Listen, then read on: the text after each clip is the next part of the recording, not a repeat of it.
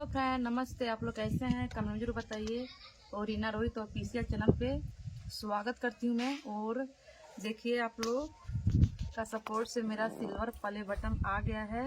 और वीडियो पे बने रहिए। आइए आप लोग को दिखा रहे हैं, ये पता नहीं क्या चीज़ है। उसके बाद ये वाला है, इसमें लिखा है सिल्वर प्ले बटन गोल्डन और डायमंड है। उसके बाद देखिए मेरा प्ले बटन है। और आप लोग प्लीज़ इस तरह सपोर्ट कीजिए, लाइक फॉलो कमेंट सब्सक्राइब जरूर कीजिए आप लोग। और आप लोग भी वीडियो बनाते होंगे तो आप लोग भी बनाइए, मेहनत कीजिए और वीडियो रोज़ अपलोड करना है।